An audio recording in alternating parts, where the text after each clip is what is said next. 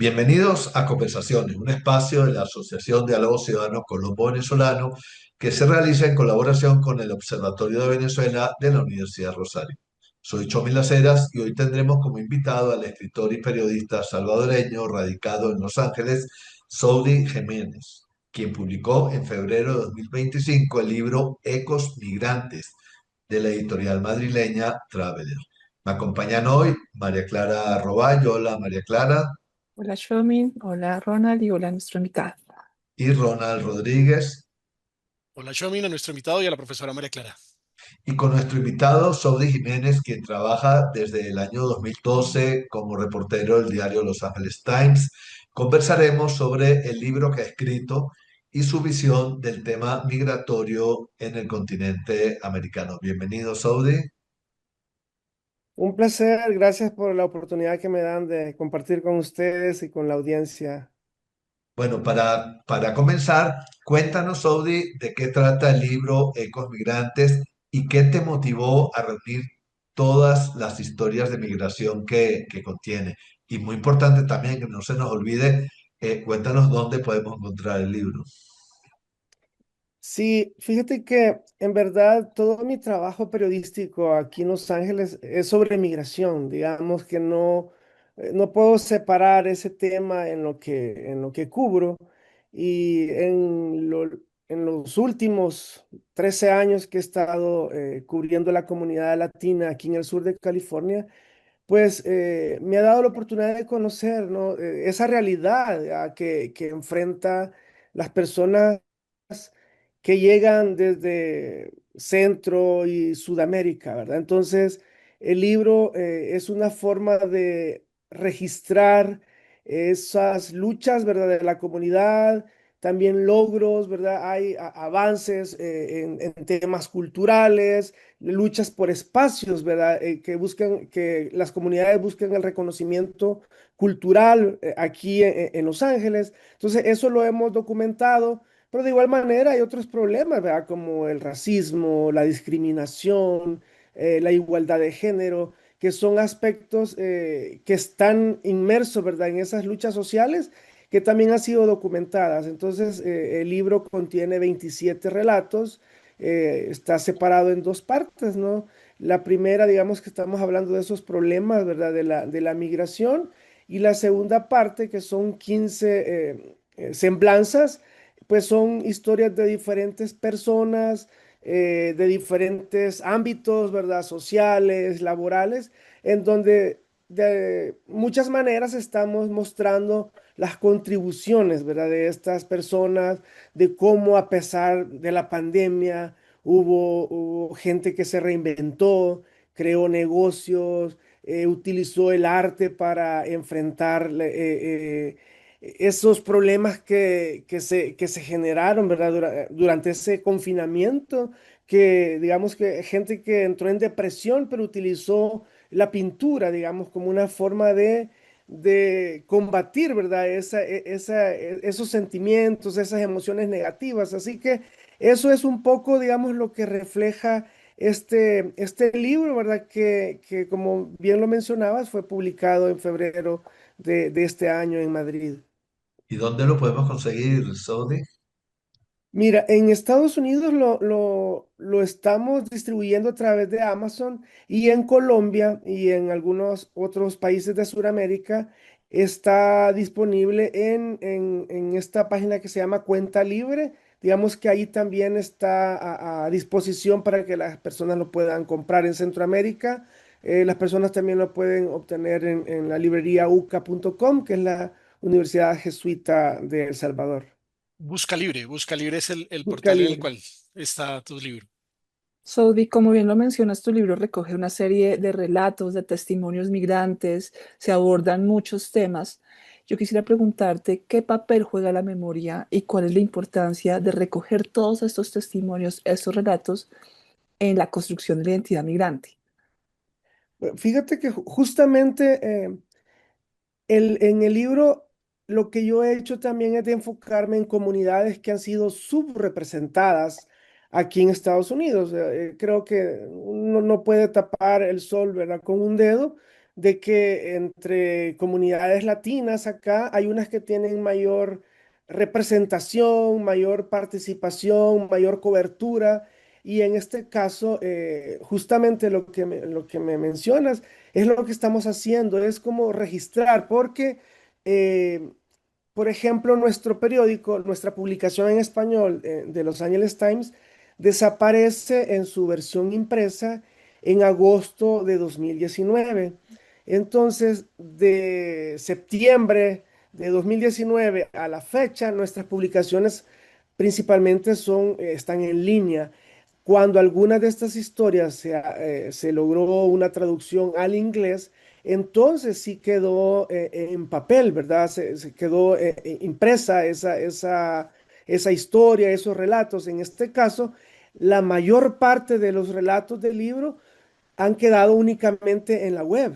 Entonces, justamente el hecho de traerlos a un libro me sirve también para poderlo acercar a centros comunitarios, a bibliotecas, llevarlo también, ¿verdad?, a otras naciones, a ferias de libros.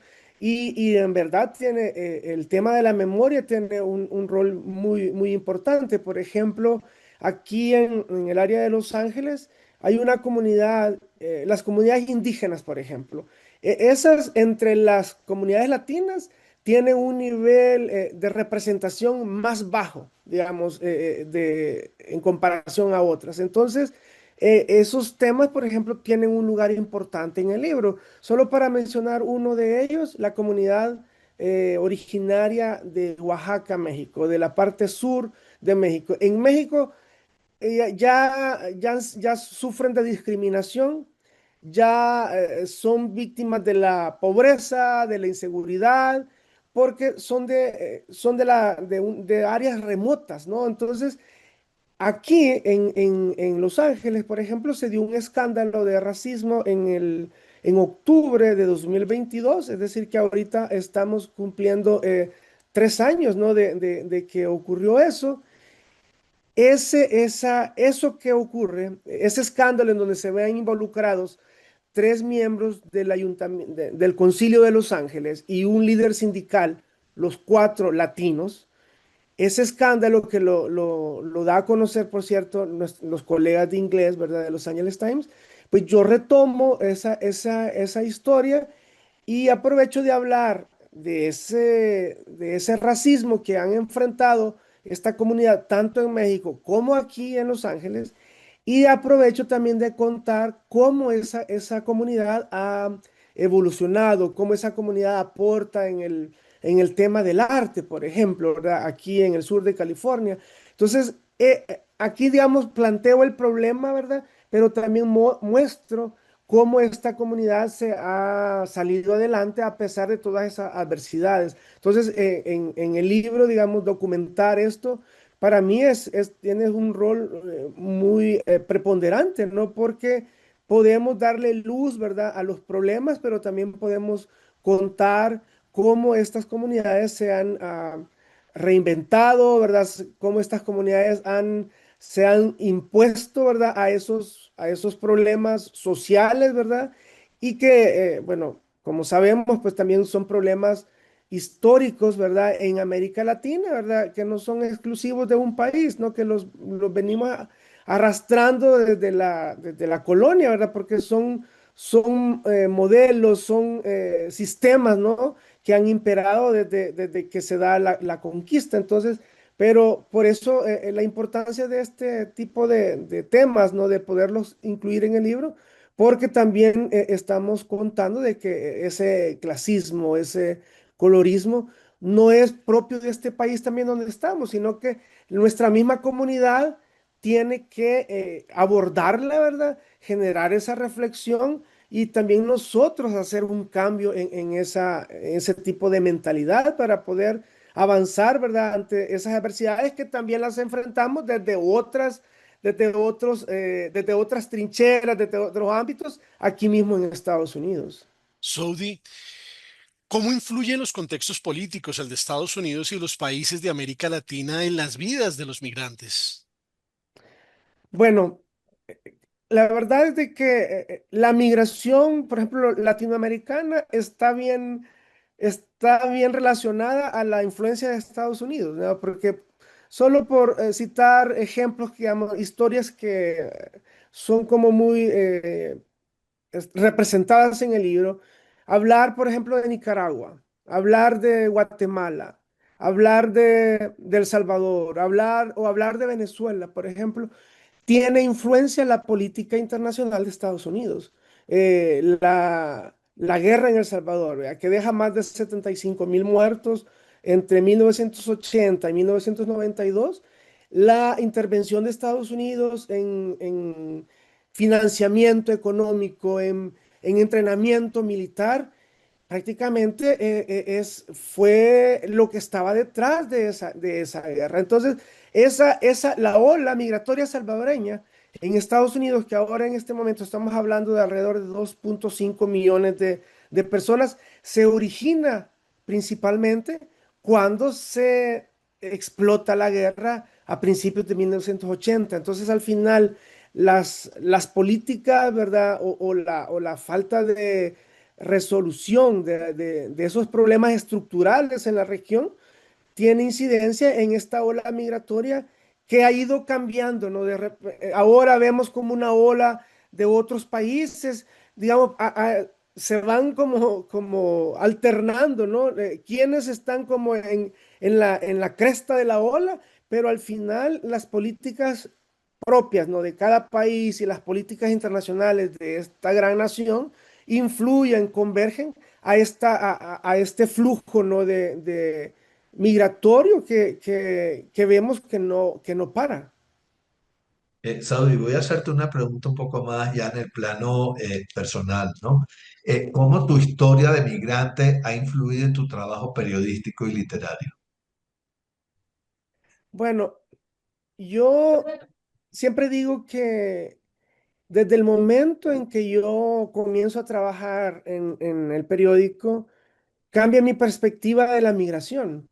Porque yo trabajé durante 7 años en una oficina consular, en el consulado de El Salvador aquí en Los Ángeles, pero mi perspectiva era como muy sesgada, estaba como en una burbuja, y cuando ya comienzo a ir a la calle, ir a las plazas, hablar con la gente, ir a sus lugares de trabajo, ir a sus casas y conocer, ¿verdad? Las causas por las que esas personas llegaron, conocer cómo viven, ¿verdad? Tener que trabajar, tener empleos, 2, 3 empleos, trabajando día y noche, fin de semana sin una cobertura médica. En verdad, eso es impactante, y uno no puede como desprenderse, ¿no? Como del profesional y la persona, sino que al final uno termina impregnándose, ¿no? de esa realidad dura, ¿verdad? De esa realidad que muchas veces es de sin esperanza, ¿no? Y uno, pues como persona, termina, pues, dice uno, pero ¿qué puedo hacer yo como resolver, ¿no? Lo que le pasa a una familia, a una persona, cuando le cuenta su testimonio? Pues uno lo más, digo yo, lo más que uno puede hacer es trasladar, ¿verdad? Sin sesgos, sin prejuicios, esa realidad, y también sin abusar, sin explotar el dolor, ¿verdad? Sino que nada más ser como realista, pero tener esa sensibilidad humana para poder contar lo que viven, ¿verdad? Ahora, en este momento, por ejemplo, estamos viviendo un ambiente anti-inmigrante no visto en los últimos 50 años. ¿Verdad? Sí, sí es algo que pasó en los 30, en los 50, pero en los últimos 50 años, deportaciones, detenciones han habido, eso no ha parado, pero la forma como están operando en este momento es fuerte, y la zozobra que se ha generado en esta actual coyuntura es aterradora, ¿no? Entonces, yo siempre pregunto, ¿no? Cuando voy a cualquier espacio público donde comparto, pues, con personas migrantes, ¿verdad? ¿Cómo hacen estas personas, verdad? Porque yo digo, que no se puede dormir, solamente de pensar de que al salir al supermercado, al ir al trabajo o al ir a un restaurante puede ser víctima de una redada y en este momento pues hay muchas implicaciones que no corresponden al respeto a los derechos humanos a pesar de ser inmigrante, ¿verdad? Entonces, son cosas de que lo terminan afectando a uno, ¿no? En la cobertura de las primeras 2 semanas de esta ola de redadas masivas, ¿no? Que en Estados Unidos arrancaron justamente en Los Ángeles el 6 de junio anterior, para mí fue hasta depresivo, ¿no? Porque uno no tiene armas, o sea, se siente uno impotente de poder hacer algo por estas personas, pero al final las personas, cuando uno se acerca y conversa con ellos, escribe sus historias, pues al final la gente lo ve como una catarsis, el poder que uno les escuche y que uno pueda trasladar lo que vive, ¿verdad? Entonces, sí es una realidad de la que uno no se puede desprender por completo el profesional del periodismo y el migrante, pues, vea, yo también soy un migrante. Saudi, justamente te quería preguntar sobre esto que mencionas, la situación actual de los migrantes en Estados Unidos. ¿Cómo ves el futuro de los migrantes que están hoy en Estados Unidos o que pueden estar llegando a lo largo de 2025? ¿Qué tan sostenible es esta política migratoria que hoy se está implementando en el principal país que recibe más migrantes en el mundo? Bueno, yo he estado analizando, ¿no?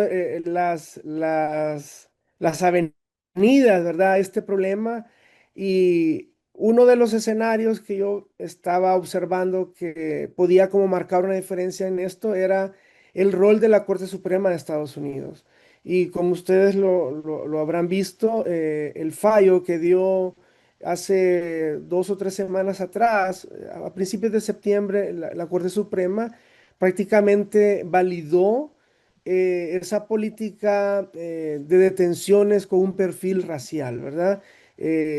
Cuando comienzan todas estas redadas, pasamos 35 días consecutivos de redadas aquí en el área del sur de California y una jueza de distrito federal hizo la prohibición, ¿verdad? De que no podían continuar ese tipo de operativos porque justamente tenían eso, no tenían un perfil racial, que las detenciones obedecían al color, ¿verdad? De las personas, obedecían al idioma, ¿verdad? En este caso al español que de los detenidos, obedecía también al lugar de trabajo o al tipo de trabajo, ¿verdad? Que hacen, ¿verdad? Porque en este caso las acciones se han enfocado en áreas que se mueven, pues la comunidad latina, ¿no? Estamos hablando de ferreterías en donde llegan personas a buscar empleos por el día, ¿verdad? Porque no es un empleo fijo, sino que son los que compran productos en esos negocios que contratan a las personas que encuentran en los estacionamientos, ¿verdad? Otros espacios que han sido asediados son los autolavados, ¿verdad? Entonces, eh, pero una corte de apelaciones ratificó el 1 de agosto el fallo de la jueza de distrito de Los Ángeles que había dado el 10 de julio, el, el, el 11 de julio.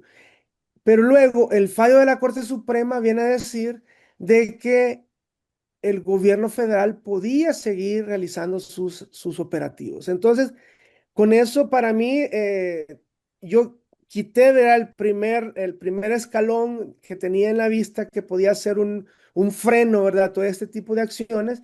Y en este momento, el único freno ¿verdad? Que queda es el electoral, pero electoral falta mucho tiempo. Y eso va a ser hasta noviembre del año que viene. Y justamente también estas acciones tienen un tinte político, porque si ustedes se dan cuenta, los grandes operativos están ocurriendo en las ciudades más grandes, en ciudades que son controladas por políticos demócratas y que las políticas también son más amigables con los migrantes. ¿Verdad? No, no estamos diciendo de que eh, tienen luz verde, ¿verdad? Para hacer todo lo que desean los migrantes o para acceder a servicios como se desea, pero por lo menos la gente podía vivir, podía trabajar, podía moverse con cierta tranquilidad en estas grandes ciudades que estamos hablando. En este caso, hay como 7 condados en el área del sur de California: Los Ángeles, Orange, San Bernardino, Riverside. eh, Estamos Santa Bárbara, Oxnard, en esta área, pero en otras ciudades estamos hablando de la capital de Estados Unidos, Washington, D.C., y estamos hablando de Chicago, entonces, y Nueva York, ¿verdad? Nueva York. Entonces, el énfasis es como de estas políticas es también aterrorizar al migrante, ¿verdad? Que no vengan, que se autodeporten, ¿verdad? Porque eso es otro tema que se ha generado con estas políticas actuales y también está deteriorando, digamos, los gobiernos locales y estatales, ¿verdad? Porque la economía está siendo golpeada por este tipo de acciones, ¿verdad? Los negocios latinos no van a poder sobrevivir. Estas familias que de repente se ven afectadas porque no pueden ir a sus trabajos, tampoco van a poder sobrevivir tanto tiempo con los ahorros o pocos ahorros que tengan. Entonces, a los migrantes se les va a acabar. Si no están trabajando en un mes, 2 meses más. Los negocios tal vez puedan sobrevivir, no sé, 3 meses, 4 meses, pero no van a poder comenzar un nuevo año con este tipo de políticas, ¿verdad? Porque no es sostenible, no es sostenible porque los migrantes se han alejado de este tipo de los negocios latinos, o sea, están comprando menos, están saliendo menos, entonces se vive una dinámica atípica, ¿no? Entonces, el escenario es complejo. Aquí, digamos, hoy que se ha desplazado el gobierno federal, primero se fue hacia la capital, ¿verdad? Hacia Washington. Luego, en las últimas semanas han estado en Chicago. Pues todo lo que ha pasado en esos otros 2 lugares ya lo vivimos nosotros en Los Ángeles. Aquí ya no están esas redadas masivas, pero las detenciones siguen haciéndose en menor escala, pero siguen funcionando. Entonces, lo que queda ahorita son las elecciones para gobernador, elecciones legislativas estatales, elecciones federales del Congreso, ¿verdad? En noviembre del año que viene. Ahí es donde se va a poder ver si surge un contrapeso, pero para eso estamos viendo de que estamos hablando de ahorita de 13 meses, ¿verdad? Para que ocurra eso. Entonces, el escenario es bastante complicado. eh, no sé, ¿verdad? Ahorita, bueno, como se dieron cuenta, ayer hubo un cierre del gobierno porque no se lograron poner de acuerdo, ¿verdad? Para que siga operando, para aprobar el presupuesto. Entonces, no sé qué tanto vaya a seguir, ¿verdad? Con el mismo ímpetu con el que se ha venido realizando este tipo de operativos. Pero sí, el miedo está instaurado, ¿verdad? En la comunidad latina. Creo que también el flujo hacia acá también ha disminuido dramáticamente. Yo hablaba con un investigador que está aquí en el otro lado de la frontera, ¿verdad? Para el lado de Tijuana. Y me comentaba él de que en verdad todas las políticas, porque no solamente estamos hablando de las redadas, sino que también estamos hablando de todos los cambios, ¿verdad? De políticas para hacerse ciudadano, las detenciones que se están dando en las cortes, cuando alguien acude a una cita de migración. Entonces, los residentes también tienen miedo de salir. Ahorita, digamos que la única persona, las personas que tienen como mayores garantías son los que tenemos una ciudadanía estadounidense, pero las personas que tienen residencia también tienen miedo. Entonces, eso es lo que me decía el investigador, de que hay gente que vivía en Tijuana o en las ciudades fronterizas del lado de México que se están regresando para Estados Unidos por el temor de que en un ingreso o en una avenida, ¿verdad?, hacia Estados Unidos, no los dejen entrar. Digamos, no se ha dado, pero el temor está ahí, es una posibilidad que eso también pueda ocurrir, ¿verdad? Que un agente, un oficial lo detenga y le diga que no puede ingresar. Lo mismo pasa, eso es a los que vivían, pero también los residentes que viajaban mucho a esa zona, pues porque digamos, pues estamos cerca, ¿no? Somos ciudades fronterizas, es fácil como para ir a hacer turismo, para ir a pasear, ¿verdad? O incluso para invertir, me decía este amigo, ¿verdad? Este investigador me decía, ¿sabes qué? La gente ya no está viajando, la gente no está invirtiendo acá, por ejemplo, en el tema de alquileres o de locales, de viviendas, para ir a hospedarse, me dice, no está ocurriendo lo mismo. Hay gente que iba también a comprar viviendas, me dice, tampoco eso se está dando.